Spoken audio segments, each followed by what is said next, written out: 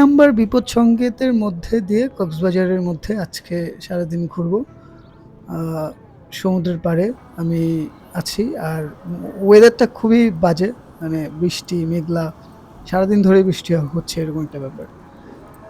তো সকাল থেকে ঘুরতেছি, আশেপাশে দেখতেছি নিজের মতো করে, পুরা ফাঁকা একটা এরিয়া।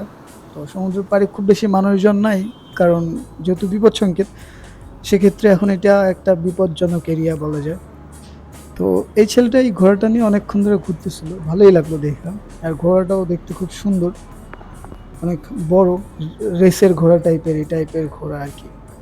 তো ঘোড়া আমাকে খুব টানে, আমার ভালোই লাগে ঘোড়া। তো এই যে দেখেন, এখানে অলরেডি সিগন্যাল দেয়া বিপজ্জনক এরিয়া বা এলাকা।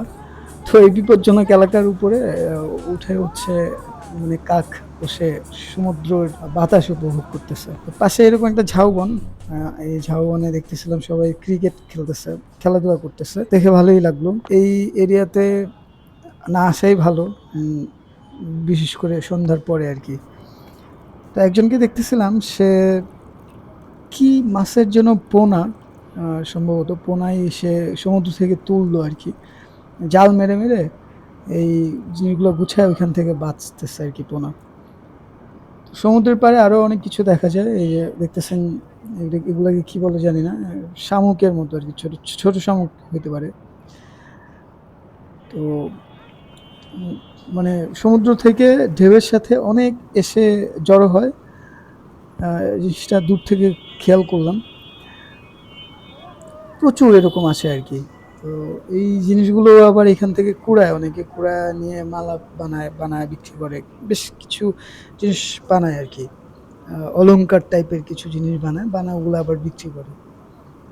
তো সমুদ্রের পাড়ে আজকে সারাদিন কাটাবো, তারপরে চলে যাব। একদিনের জন্যই আসা, খুব ইচ্ছা করতেছিল সমুদ্রের পাড়ে গিয়ে সময় কাটাবো একটা দিন। তো যেটা বলতেছিলাম, ওই যে পোনা সংগ্রহ করার কাজ করতেছে ওই লোকটা, দেখলেন আপনারা, উনি জাল মারতেছে আর কি সমুদ্রের মধ্যে, আর এরকম ঢেউ এসে পায়ের কাছে।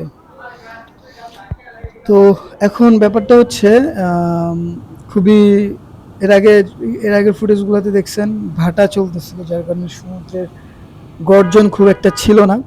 তো এখন জোয়ারের টাইম, যার কারণে সমুদ্রের গর্জনটা অনেক বেশি দেখবেন, অলরেডি দেখতেছেন আপনারা অনেক গর্জন। এখন বাজে এই টাইমটা ছিল হচ্ছে 11টা। তো এই একটা দিন আমি, সারাটা দিন আমি সমুদ্রের পাড়েই কাটাইছি, গতকালকে রাতও আমি সমুদ্রের পাড়েই কাটাইছি। সমুদ্র দেখার ইচ্ছা হয়েছিল, যার কারণে এই ট্রিপটা একদিনের জন্যই আসা। আর এটা খুবই কম খরচে আসছি, আপনারা দেখছেন আমি ট্রেনে চড়ে কক্সবাজার আসছি, ঢাকা থেকে মেল ট্রেনে চড়ে চিটাগং, আবার চিটাগং থেকে মেল ট্রেনে চড়ে হচ্ছে কক্সবাজার। তো খুবই অল্প টাকায় কক্সবাজার চলে আসছি, আর অল্প টাকায় এই ট্রিপটা দিছি। তো ভবিষ্যতেও যদি কখনো মনে হয় যে এরকম যাব, এরকম যাওয়ার মধ্যে একটা মজা আছে আর কি, ট্রেন জার্নি আলাদা একটা মজা। তো ট্রেন জার্নি অনেকে পছন্দ করে, আবার অনেকে পছন্দ করে না, আমার কাছে ভালোই লাগে। এই কক্সবাজারে এর আগেও আমি বহুবার আসছি, তো এবার একা নিজের মতো করে ঘুরতেছি আর কি এসে। এর আগে যখন আসছি তখন টিম নিয়ে আসা হয়েছে, সাথে টিম ছিল, যার কারণে এরকমভাবে সমুদ্র দেখতে পারিনি, প্রথমবার মানে নিজের মতো করে সমুদ্রটাকে দেখা, এটা একটা অন্যরকম অনুভূতি, ভালো লাগতেছে সমুদ্রের গর্জন শুনতে। আর সমুদ্রের এই তীরে এসে দাঁড়াইলে তার যাওয়ার কোনো জায়গা নেই, ব্যাপারটা এরকম আর কি। ফিরছি, ফেরার পথে আমি আপনাদেরকে দেখাচ্ছি।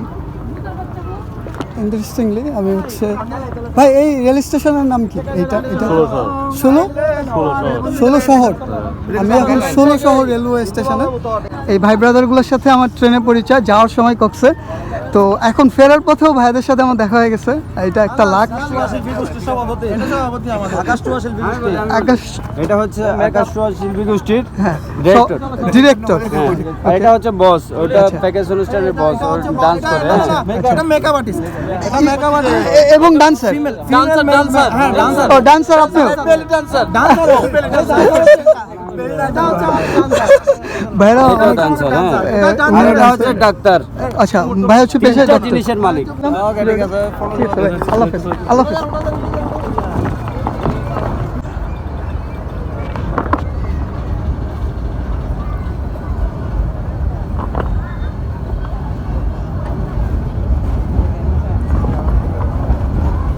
তো মূলত ভাইদের সাথে আমার ট্রেনের পরিচয় কক্সে যাওয়ার সময়।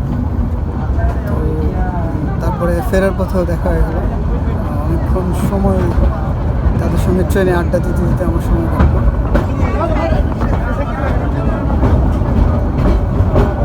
এই যে 16 শহর জংশন, এই 16 শহর জংশনটা পার হলেই চিটাগং রেলওয়ে স্টেশন পেয়ে যাব। চিটাগংয়ে যাব